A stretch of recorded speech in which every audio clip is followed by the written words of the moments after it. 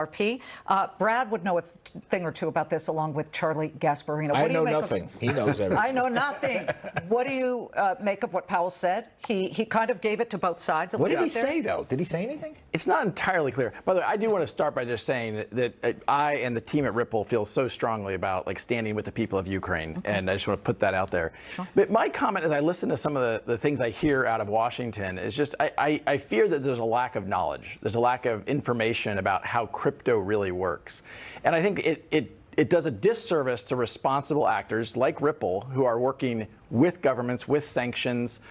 Everything that is enforced from a sanction point of view through fiat currency, anything that Ripple does is enforced in the exact same way. And so there's no different level playing field. And I think in some ways I heard Senator Warren saying things yesterday that felt like it's holding crypto to a different standard and expecting, for example, a blanket ban of all crypto in some of these countries in a way that, well, you can still use PayPal, you can still use these, some of these other things, and I don't think we should treat them differently. Ripple is like Swift, isn't it? Yes. I mean, Ripple's starting point, kind of our first use case for the technology, the blockchain technology, and the digital asset XRP was to solve that cross-border payments problem. Right. Swift is quite antiquated, kind of designed 50 years ago. It's slow, it's expensive, but it is a choke point that the governments use to enforce sanctions. My point is, nothing that Ripple is doing circumvents any of that. So you're following the sanctions exactly? Like, for example, it's like, what, 8 banks, but a couple can still trade through it theoretically? Correct. The sanctions are applied through what I'll call the choke points, the on-ramps and off-ramps. That's true for Swift, that's true for Ripple. Regardless of what I'll call just the plumbing of how things are moving, the choke points are the endpoints.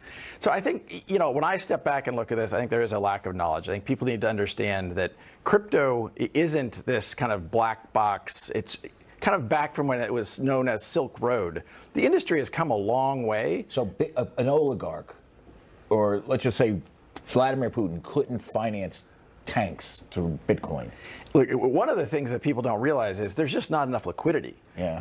Russia used to trade pre-sanctions $50 billion of cross-border kind of transactions per day. Crypto does not have anywhere near that. So, look, in the same way that somebody could be taking wheelbarrows of rubles or the Ukrainian currency across to Poland and things there are ways you could do that, but it's really not significantly dissimilar. Why are they so obsessed with it then? It's so weird. I think it's a kind of clickbait. It's a hot item. I think people. It adds a relevance and excitement around some of these things, but I think people don't understand. Well, we had spoken to Gary Gensler of the Securities and Exchange Commission. I know you saw that interview because we were emailing afterward about it, but he specifically tried to say that he wants to very much focus on what's a security and what is an actual token, a cryptocurrency.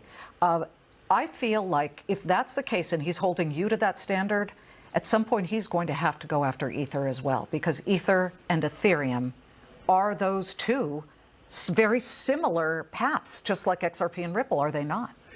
Look, I think that's absolutely true. I don't want to comment on what they should or shouldn't do. I think as it relates to Ethereum, my view is it's very clear Ethereum's a currency. It's very clear XRP is a currency, and that the SEC. I mean, he was interviewed yesterday. Gary Gensler was, or maybe it was even this morning, and commented that, hey, we're going to lose some cases. This is the definition of regulation by enforcement. He was going to lose. You think he was saying he's going to lose your case? I don't know what he was saying. But he did say, hey, we're going to lose some, and we're okay with that. That's the definition. Where are you on the case? Let's get an update. The quick update, on Monday was the last day of expert testimony, expert depositions, et cetera. And so the case continues to move forward. We're expecting some decisions from the court, sooner rather than later as it relates to a couple of decisions before the court. But look, it's moved slowly. I think Gary Gensler has continued to kind of go with a narrative that crypto is the Wild West.